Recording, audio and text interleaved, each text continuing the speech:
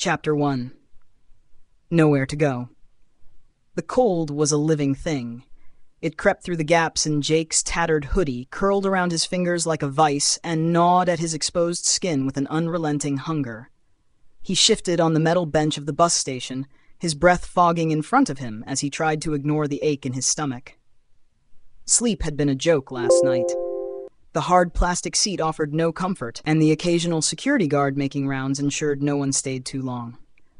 Jake pulled his backpack closer, the only possession he had left aside from the clothes on his back. Inside, a couple of granola bar wrappers, a dead phone, and a crumpled $5 bill. $5. That was it.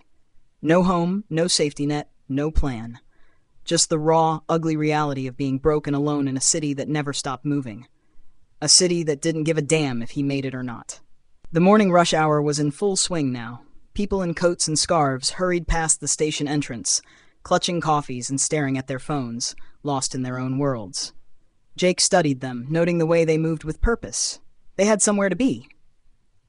He didn't. His stomach tightened, an angry reminder that he hadn't eaten since yesterday morning. He needed food. But $5 wouldn't stretch far. Not if he wanted to eat today and tomorrow. Think. Use what you got. He knew he wasn't a beggar. He refused to hold up a sign or sit on the corner hoping for pity. That wasn't him. If he was going to survive, it had to be by his own hands.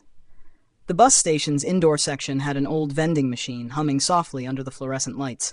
He stared at the rows of chips and candy bars behind the glass, each one feeling just out of reach. He could break a bill for something cheap. Maybe stretch it over a few days. But even as he reached for his pocket, a better idea hit him. Across the street, a Goodwill thrift store had just opened its doors for the morning. Jake had seen videos about people flipping thrift store finds. There were guys out there making real money, digging through old junk and selling it online.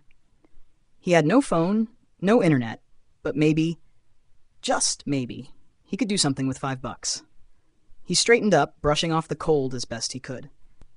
$5 wasn't nothing. $5 was a start. And right now, a start was all he needed.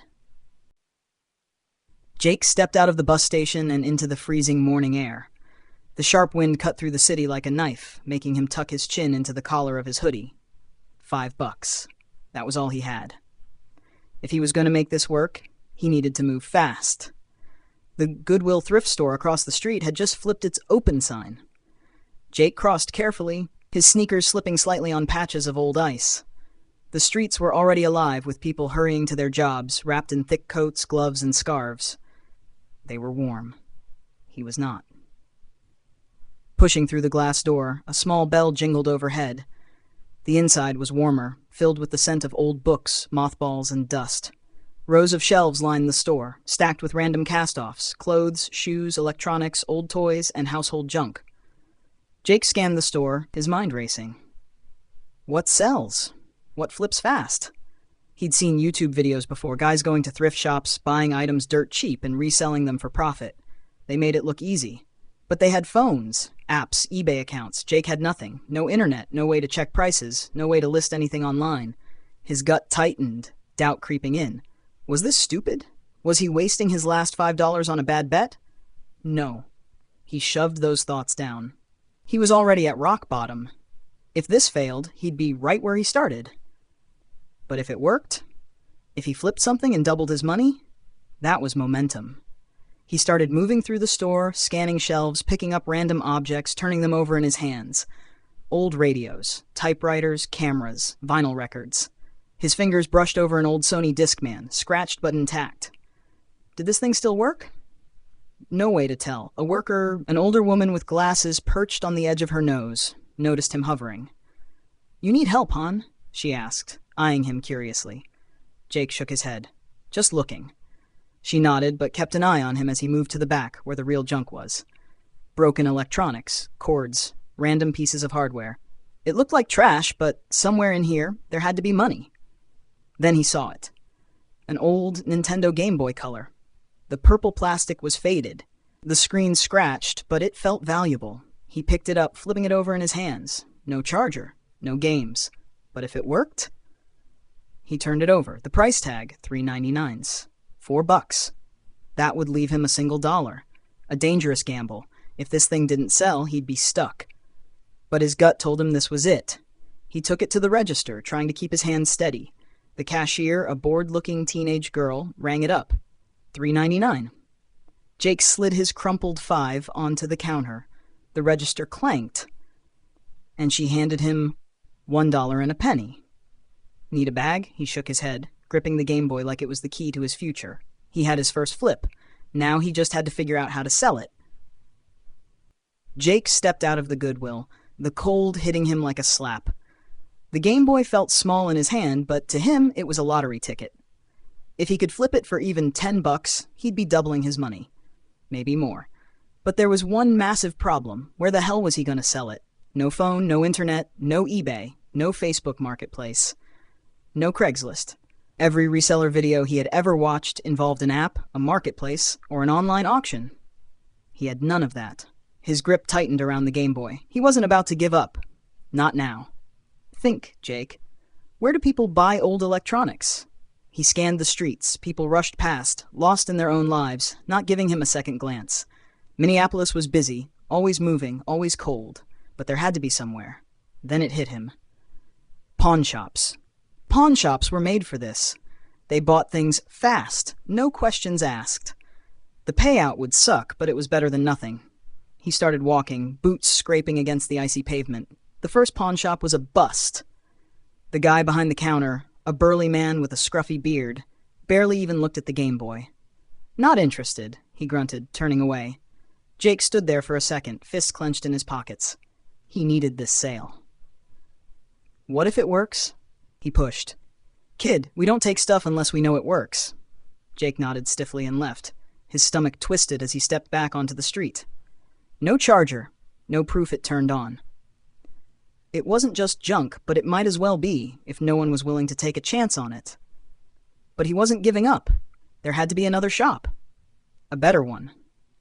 He kept moving, ignoring the gnawing emptiness in his stomach, ignoring the frost creeping into his fingertips. He needed to find someone who saw value in what he had. And then, down a quieter street, he spotted a second-hand electronics store.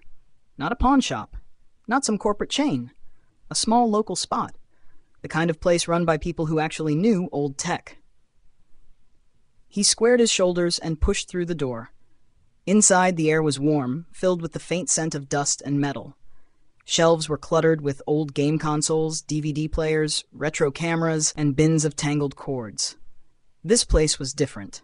It wasn't sleek, wasn't modern, but it had potential. Behind the counter, a guy in his late 30s with thick glasses and a hoodie looked up.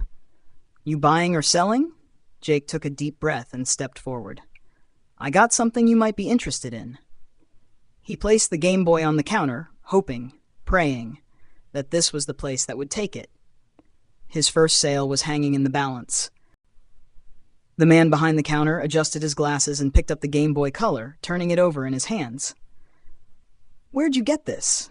He asked, eyeing Jake. Jake had expected the question. He kept his expression neutral. Thrift store. The guy grunted, inspecting the device like he was a detective examining evidence. His fingers traced the scratches on the screen, then popped open the battery compartment. No batteries, he muttered. Jake swallowed. This was it. If this guy didn't bite, he was screwed. He needed this sale, even if it was just a few bucks. The man grabbed a couple of AA batteries from a drawer, slid them in, and pressed the power button. Nothing. Jake's stomach twisted. The guy frowned, gave it a few taps, then tried again. This time, the faint greenish glow of the screen flickered on. The Nintendo logo appeared, followed by a quiet beep. Jake exhaled slowly. It worked. The guy nodded, setting it down. You got any games with it? Jake shook his head. Just the system. The man studied him for a long moment, then sighed. All right, I'll give you $10 for it. 10. That was more than double what Jake had paid. Not great, but it was a win. Still, he hesitated. He didn't know much about selling, but something told him this thing was worth more. He glanced at the cluttered shelves behind the counter, old PlayStations, vintage cameras, stacks of games. This guy wouldn't be in business if he wasn't making a profit. Jake took a breath. 15. The man let out a short laugh. Kid, it's scratched up, no charger, no games. 10 is fair. Jake met his eyes. It still works, and you're gonna sell it for at least 30. The guy smirked. 14. Final offer. Jake clenched his jaw. $14. He had never negotiated before, but that was almost 4 times what he paid. He nodded. Deal. The man pulled out a crumpled 10 and a $4 stack, sliding it across the counter. Jake grabbed the cash, shoving it into his pocket. He had $14 now. Not a fortune, but it was proof. Proof that he could do this. Proof that he wasn't stuck. As he stepped out of the store, the cold hit him again, but this time, it didn't feel as sharp. He had turned $4 into 14. Tomorrow, he'd do it again. And again. Until he was out of this life for good.